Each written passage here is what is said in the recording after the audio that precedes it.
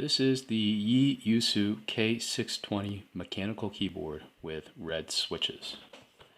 And we have the keyboard hooked up here. You can see it's got this nice backlighting onto your table surface. It's rainbow colored LEDs. It looks like it's flickering in the camera, but in real life it's not flickering. Now the keyboard itself only has a blue-black backlight, so you can't toggle the colors of the backlight of the keys themselves, but there are various modes that you can use by hitting the FN key, and then you can hit up here. You can toggle the different lighting modes that are available. Okay, and you can turn it off, and then it just functions very much like a normal keyboard.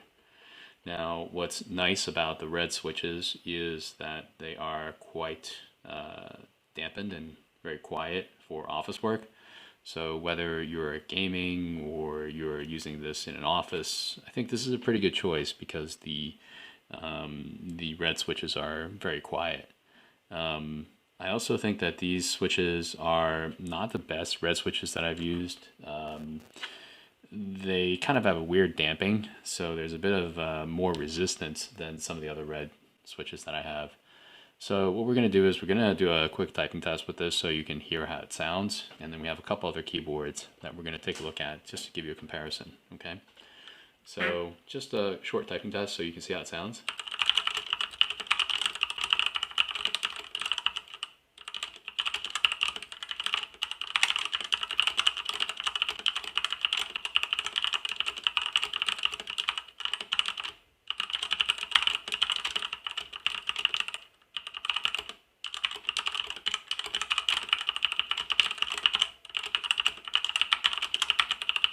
Okay, so that's a very, very nice keyboard for typing actually. I quite like it. It's not a very bad keyboard for the price especially.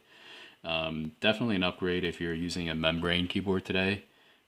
Much better typing experience, very quiet, but not quite my favorite red switches because it's just a little bit, weird dampening on it, okay? So here is another keyboard.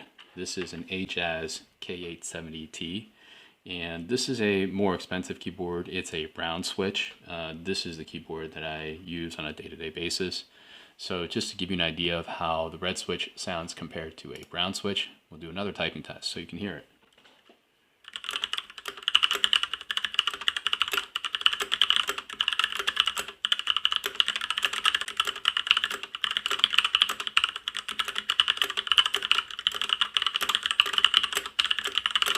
So definitely with the brown switch, there's a much more pronounced click when you type.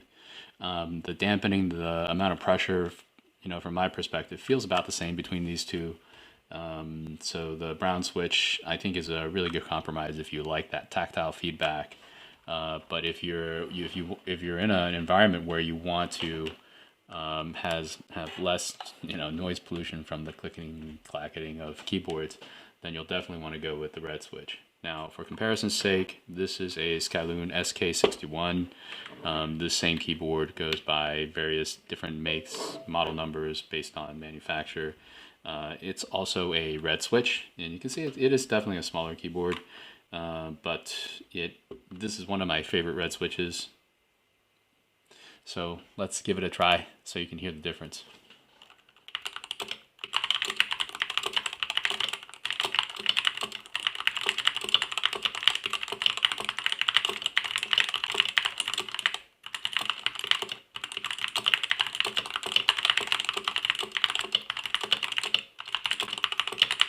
Okay, so this red switch is definitely a little bit louder than the E-YOOSO red switch, but it feels much better to type on. Now, both this one and the HAZ are more expensive keyboards, so I don't want to take away from the E-YOOSO. I think this keyboard is, for the price, a really nice mechanical keyboard, especially if you have a student at home, because it's just an upgrade over, if you're using a Chromebook.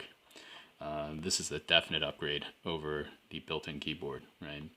So not a bad keyboard for the price. Very quiet, very good for using, especially if you're on a conference call. So yeah, $30, not bad.